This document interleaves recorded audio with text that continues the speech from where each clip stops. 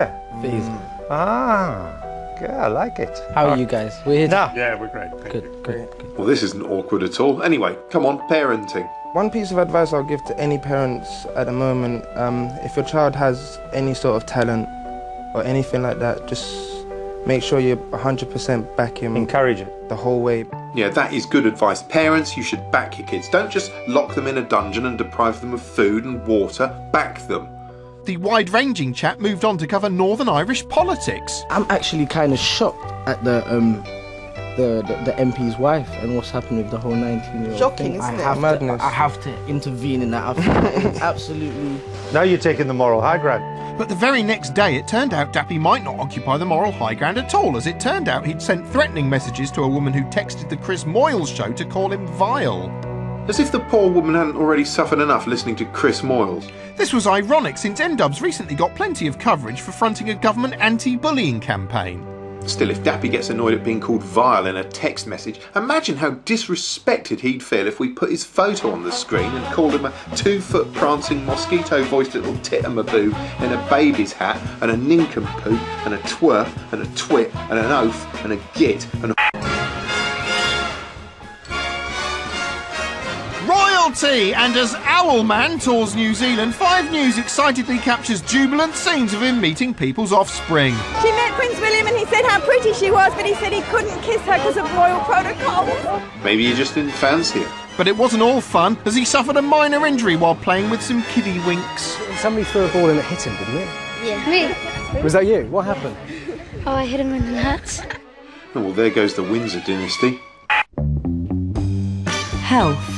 Health is a reliable source of filler because it affects literally every body, and each week there's something new that will kill you. Yeah, try and stay calm, because what you're doing now could kill you, according to this sobering CBS News report about a man who suffered a heart attack after years of TV viewing. With every hour of television watch, there was an 18% increased chance of dying from heart disease. So every hour counts. There's something to think about next time you're watching Waterloo Road. So, 90 seconds of valuable news time filled, and what have we learned? Well, we've learned that laziness is bad for you, and that if you want to survive, you're going to have to spend the rest of your life like Captain Cardiac here, desperately paddling away on a fitness machine, like a rat in a lab, repeatedly hitting a pedal for vitamins and air. But TV isn't the only menace. Butter is deadly too. So deadly a leading heart surgeon recently called for it to be banned. This is fierce stuff in a nation of butter eaters, isn't it? I'll say we can't get enough butter in our office. We're butter mad. Can we have just a little bit of butter on our bread? No, Turnbull, you can't. And just to clarify, you're not being paid by any low-fat spread manufacturer? Oh, no. This is just my passion. What, you've got a passion for banning butter? But while the doctor isn't receiving payment from any low-fat spread manufacturers, KTB, the whizzy website-owning PR company which brought his comments to the media's attention in the first place, is. Namely, it receives payment from Unilever, manufacturers of Flora, and I can't believe it's not butter. On quiet days when newsrooms are in urgent need of off-the-shelf pre-packaged content, it's easy for PR companies to gently nudge stories involving their clients into the public sphere. Controversial stuff. Very interesting. Oh, when I watch health coverage like this, I can't believe it's not better. Animals. Animals are almost as funny as foreigners. They're definitely cuter, which is why we cry when we run them over, which isn't the case with, say, Italians. Chihuahuas are often the dog of choice for celebs who want a handbag-sized hound. Which sounds like justification enough to send the incisive and brilliant Peter Lane to look at a small dog. How small is she, Pete? Lulu and a tin of beans. Lulu and a cup. Lulu and the TV remote control. Well, I hope this is the start of a 2-hour dog-size comparison special. And if you're struggling to picture Lulu's weight, she's exactly the same as this bag of pasta. The unseemly war of words between Conan O'Brien and Jay Leno may have sparked interest in the US media of late, but one man who'll be distinctly unimpressed, whatever the outcome, is our American correspondent and drunk, Doug Stanhope, who's coming up now.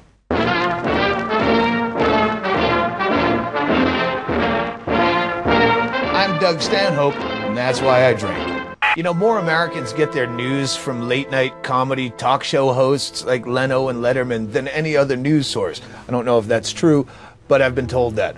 They say time plus tragedy equals comedy, and the networks have figured out how to boil that amount of time down to about 5 hours.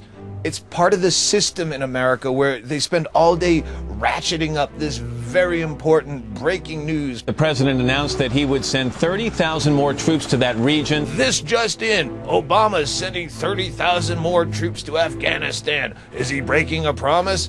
I'm Shepard Smith. The news starts with deployment orders for war. And by 11 o'clock at night, some late-night buffoon in a suit comes on and tells you the exact same news stories, only he's got a funny punchline. Hey, the Today Show was live from Afghanistan this morning. It went head-to-head with Afghanistan's #1 morning show, Good Morning and Death to America. Thank you. Thank you. And that makes people, oh, it's okay. It's comedy. We'll just go to bed. Who cares if our kids are dying? Because he made it funny. I think that's why I've always hated that current events observational comedy, because there's no bloodlust in it. There's no rage. They just notice and move on. Roman Polanski is out of prison. He's under house arrest in his Swiss chalet. You know, I saw something at his chalet I thought was really disturbing. Show the footage here. This is his actual chalet. Months he's been locked up in a Zurich jail, and then when the Swiss court said if he posted $4.5 million, look at the sign. Kids stay free. Hey, have you heard this in the news? Did you ever notice this? And you go, yeah, I have. It made me want to kill people. I want to buy a gun because of it. Who's responsible for it? Let's find the guy. Let's burn down his tool shed. Let's kidnap his kid. Let's send a message. What do we do next? Nothing? We don't do anything. We just notice and move on. That's good enough for you? I want someone dead. You know, Charlie Chaplin said something to the effect that humor is an act of defiance, that we must laugh in the face of our helplessness against the forces of nature or go insane. And where is he now? Dead.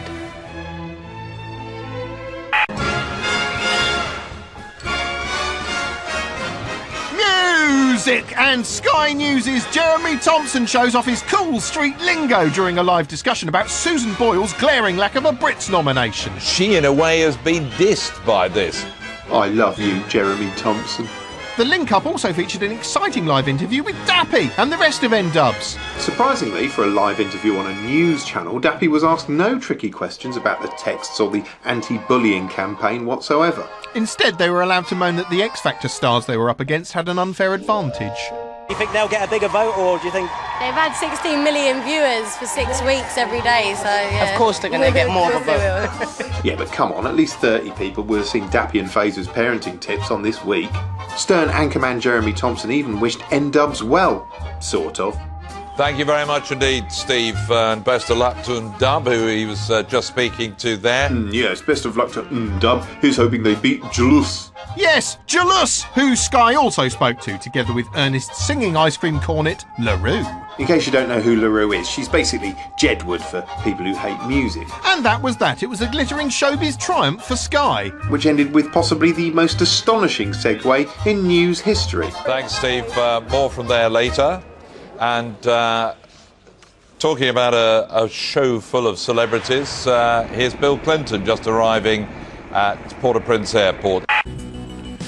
Well, that's all we've got time for this week. Goodbye.